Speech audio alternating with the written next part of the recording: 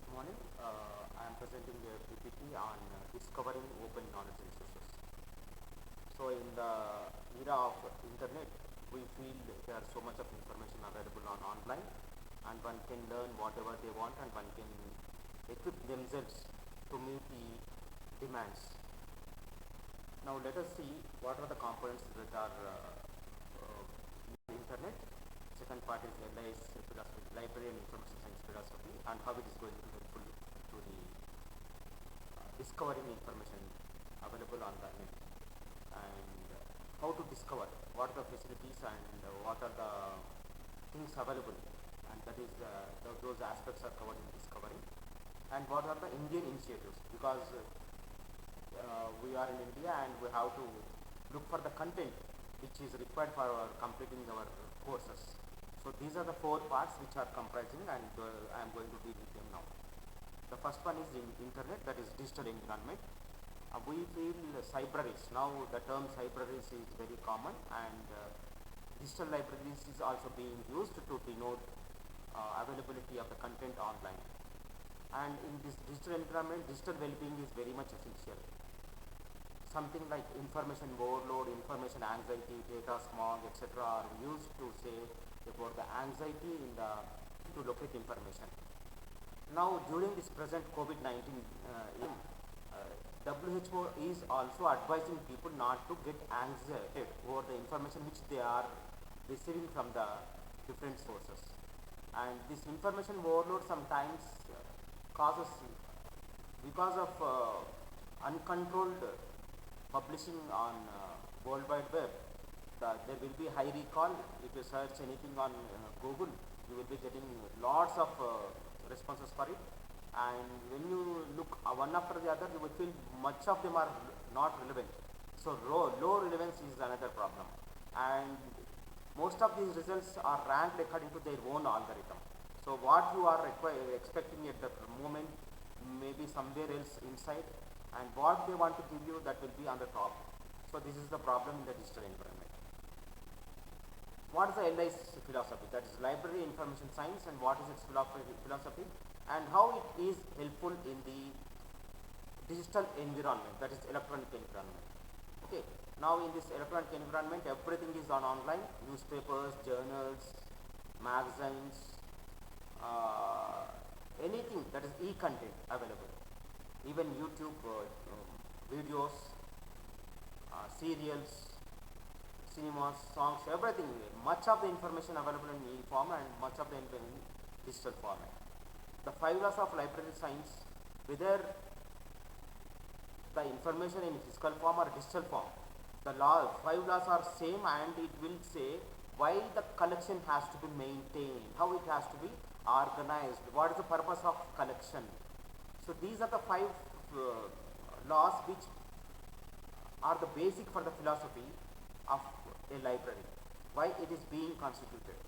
So these are the 5 laws which are going to govern why we are creating a collection.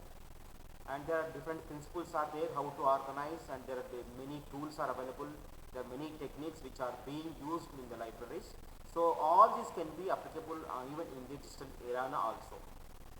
So there are something like generally called classification, cataloging, notation system, subject approach. These are the different techniques which are used in providing high relevancy, very good recall, and pinpointed information to the users according to their expectations. So these are some of the tools, techniques which are helpful in devising a very good library. For example, these are all being used in Amazon and Play Store also. When you see in Play Store, all the resources are available in different segments and according to the alphabetical order. Sometimes they are available according to the utility, how many times it has been downloaded. So these are the different things, aspects which govern how a collection has to be organized.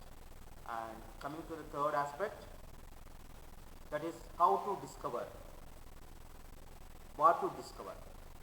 So there are online tertiary sources are available, like something like which you call collection of the collections, which guide you how to go for it. and there are secondary and primary resources available for you. Say suppose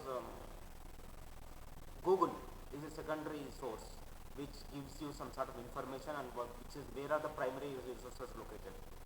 And sometimes you can directly go to a primary resource like a journal or a site or your author's page, web page, and you can download information from there.